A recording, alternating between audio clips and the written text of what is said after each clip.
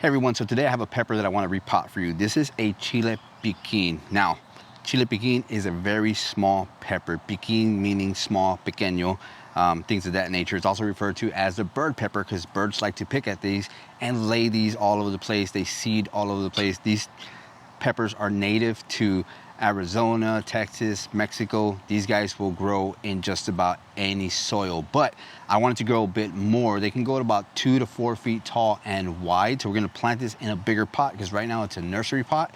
And I want this guy to get a little bit bigger. Now, I will show you a photo of a Chile Piquin growing wild because there is one growing wild here in the garden. I happened to pick this one up at a garden center, and little did I know there's one actually growing in the yard here. Now, growing up, these guys used to grow all over the place. I know we had one by a water faucet, so they can grow in shady areas too, but the soil conditions can be pretty bad for this guy to grow because I've definitely seen it grow in pretty bad soil conditions.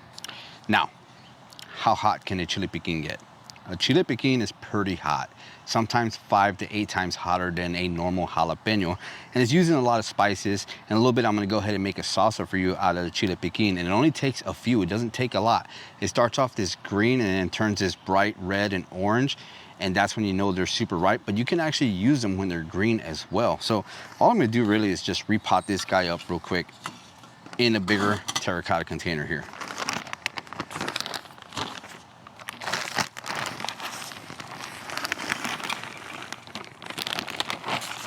Now, of course, I'm using Espoma potting soil because I want what's best for this pepper. Now, this guy can be an annual just about anywhere, but normally here is pretty much a perennial as long as it's in the right conditions. If it dies back, most times it's gonna come back. Like I said, poor soil conditions don't affect this pepper at all. All right, so that looks pretty good right there. I'm gonna go ahead and add some biotone because we want the root production on this guy to really take off. And of course, we want it to survive longer than just this winter or this season as well.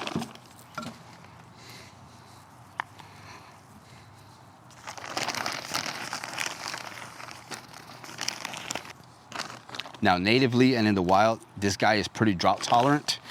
It'll do absolutely well, but if you have it in a container like this, you want to water it at least once a day to get the best production out of it. Now, the other thing about Chile Piquins, they're not too hard to come by, but you rarely see them for sale. You'll find them in Texas a lot as dried chili peppers in stores, but the reason for that is because it's very hard to germinate. They take 7 to 10 days, I think, to germinate, and it really takes about 100 days to get a fully ripe pepper out of this plant. So it's a long germinating period, long growing period, but again, like I said, we found this in the garden center, and I'm glad I found the garden center because I really love this pepper and different spices and salsas, of course. And again, like I said, I'm gonna make one for you guys just to show you how many peppers you actually need. I made one the other day and it only took like 5 peppers, and it was pretty hot for my taste. So something that I absolutely like. All right, so as you can see, it has lots of peppers. Once it gets going pretty good, and it gets peppers all over the place. I try to come out here and pick it as often as I can because, again, birds love this pepper. They come out here, they start picking it. I'll see some red ones, and by the time I know it, they're completely gone. But as you can see, there's a lot of green peppers. They normally go for the red ones because those are the most ripe. They'll come and grab those, but there's a lot of green peppers. You can definitely use them when they're green, but they're hotter when they're red or bright orange. We're gonna go ahead, get this watered in a little bit, take some of these peppers off, and then we'll go inside and make a salsa out of it.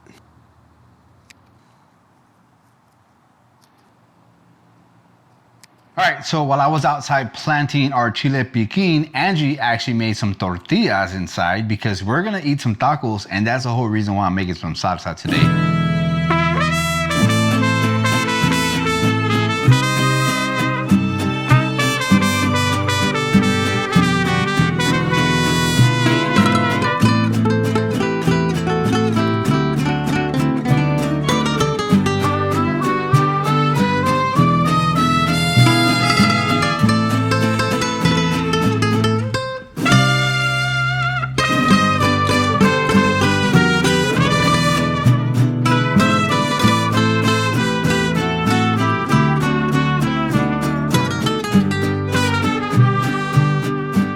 So those tortillas look good, ready for some tacos. Now I just need to make the salsa. So I brought our Chile Piquins in here. Now I used 5 the last time, but I'm gonna make quite a bit of salsa. So I have about a tablespoon of these Chile Piquins. I've got 3 tomatoes and some tomatillos. Now tomatillos, they come in all types of different sizes. It's kind of hard to find all 3 the same size. So I got a pretty big one, then 2 smaller ones. But I'm using 3 of those. I'm using about 1/4 of this onion, maybe half of it, just depends. Some cilantro, some garlic cloves, and then 2 limes. I also have some olive oil that I'm using, some white vinegar, salt, pepper, and a little bit of comino because that's gonna give that smokiness flavor to this. Not to mention, we're also gonna roast our tomatoes, tomatillos, the peppers, and some of the onion inside the pan here, so we can mix all this up in the end and make that great salsa. All right, so as I'm getting started here, I'm gonna quarter my tomatoes because I wanna roast them. I like the roasting flavor. It tastes a little bit better whenever I'm making a salsa. Now salsas you can make all types of ways. There's different types of ways to make salsas. Whether it's jalapenos, serranos, or chile piquins like we're making here. No one salsa recipe is going to be alike unless you've gotten it from family members and you continue to make the same salsa. I like to use a variety of ingredients such as what I have here. I just think a bunch of different flavors just brings out a little bit more of the flavorness when it comes to a salsa. All right, so my onion here, I'm not going to dice it because this is going to go in the blender. I'm just going to cut it enough because I'm going to go ahead and put it in a pan and roast it. I'm trying not to cut my fingers here because this is a very sharp knife. And I've talked about this knife before. This is a Nakano knife, which is an amazing knife. I love to cook, so I've been using this one for quite a while, and it's an awesome knife. It's very, very good to use here in the kitchen. I'll put a link down below where you can actually save some money on one of these knives if you choose to order it. So going back to the Chile Piquin. Now Chile Piquin, like I said and mentioned earlier, these guys are pretty wild when it comes to growing. They're native, so they grow in all sorts of places here in Texas. I've seen them out in the woods, out in the desert hills, or the hill country as we like to say here in Texas, growing native. When we used to go hunting and stuff with some of my friends, you just find them growing out there. And like I said, I have one on the side of the house just growing just by itself with nothing really fertilizing it, no watering. It's just growing right there. That tells you how great these peppers are. But talking about the peppers, I know we used to have some at our house, not even a garden. It's just growing at our house. I know Angie's parents had some Chile Piquins growing as well.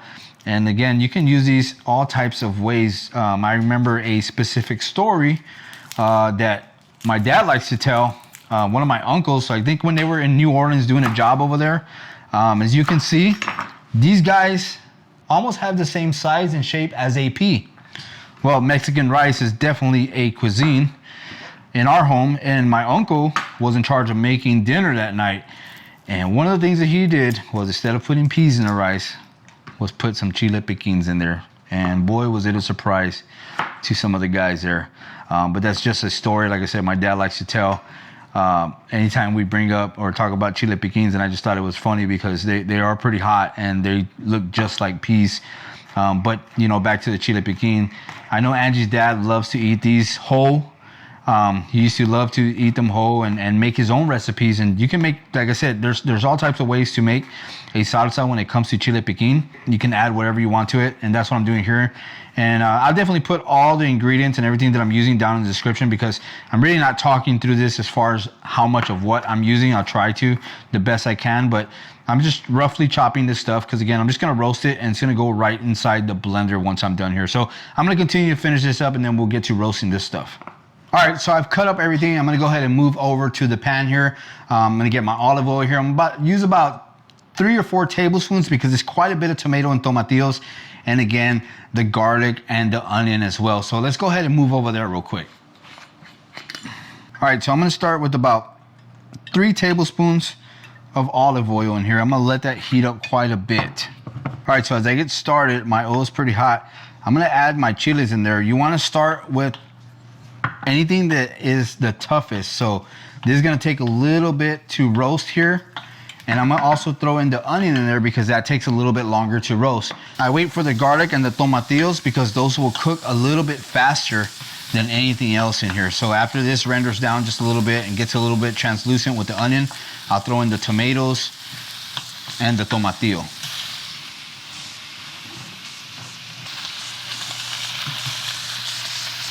All right, so added the garlic last because that's gonna, again, garlic cooks pretty fast. We just want it to be very scented with the garlic. So this is kind of what we're going for a little bit. Now, if you want to go with a real roast, you can put less olive oil, so it actually just roasts on the pan. But I like to add a little bit of olive oil because olive oil does give some flavor to our salsa. But this is kind of what we're going for. You can also boil this. I don't recommend boiling it because I just love the way it tastes with the olive oil cooking it.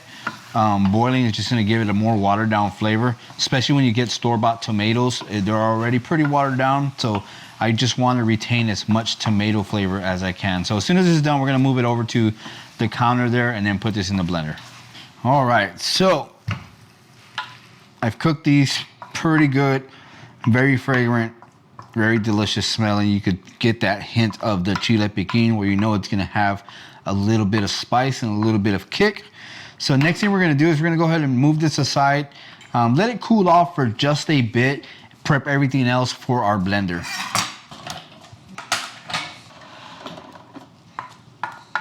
All right, so it's cooled down just a bit. I'm going to go ahead and just put everything inside my blender here. Make sure I scrape it all up. Oop, lost the tomatillo there. But make sure I get everything that I can in there along with that olive oil that was cooked and our Chile Piquins, of course. All right. The ingredients we're gonna add to this is about a 1/4 cup of cilantro that's gonna go in there.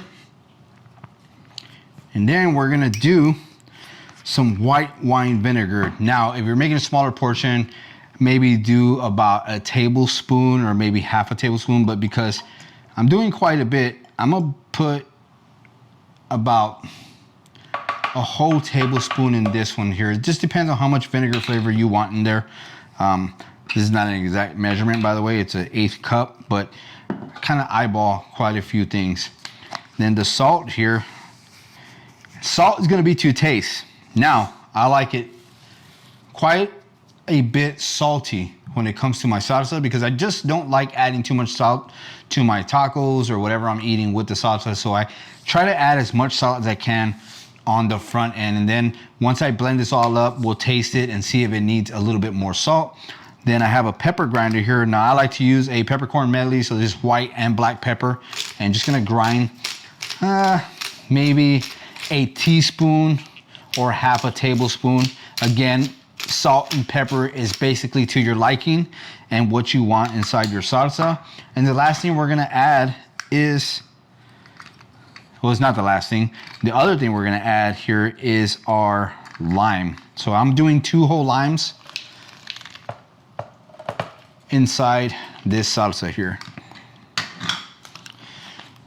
All right, then I'm gonna add, again, to your liking, a good pinch of comino or cumin. Love comino, love the smokiness. And then the last thing we're gonna do is I'm gonna come back over here and grab my olive oil. I'm gonna add about, I would say, 1/8 of a cup of olive oil inside here.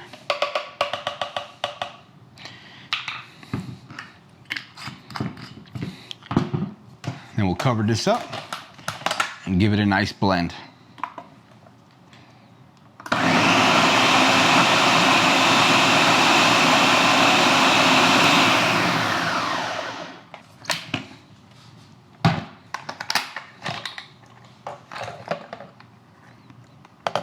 All right, now that's nice and mixed. We're gonna give it a taste test here.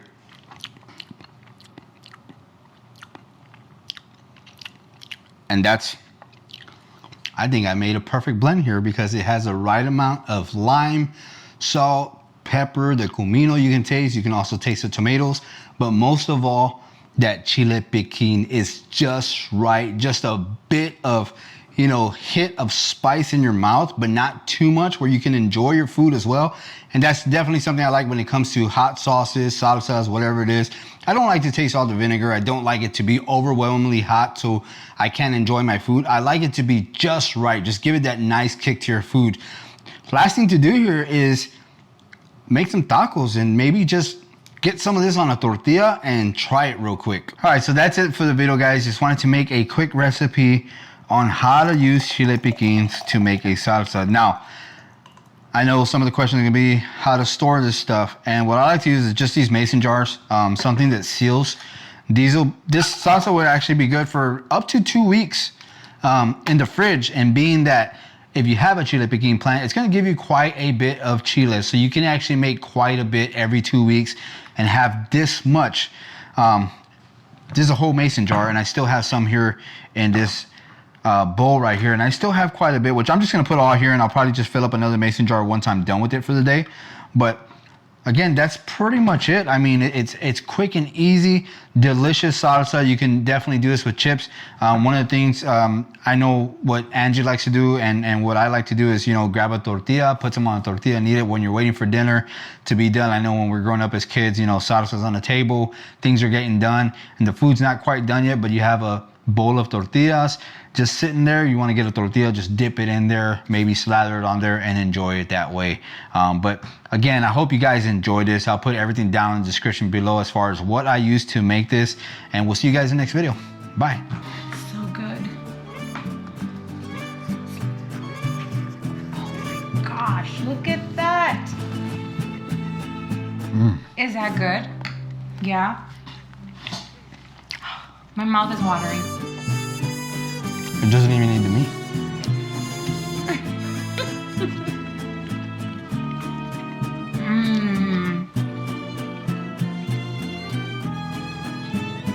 Oh my gosh. It is good. Wow. It has a lot of flavor. That's awesome. I love it. Good job.